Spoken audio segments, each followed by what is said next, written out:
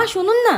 হ্যাঁ বলছি, আপনার ছেলে বাজার থেকে একটা এঁচড় নিয়ে এসেছে, কিন্তু কিভাবে কাটতে হয় আমি জানি না। আপনি একটু চলুন না, কিভাবে কাটতে হয় আমাকে একটু শিখিয়ে দেবেন।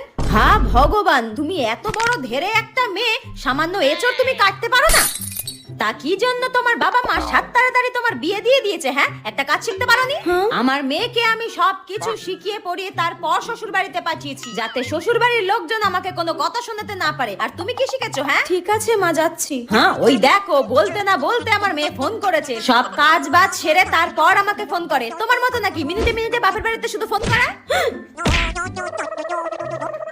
হ্যাঁ মা বল, কেমন আছিস? মা শাশুড়ি শুক্তো রান্না খেতে চেয়েছে, কিভাবে করব বলে দাও। শুক্তো কিভাবে করবি বলে দেব?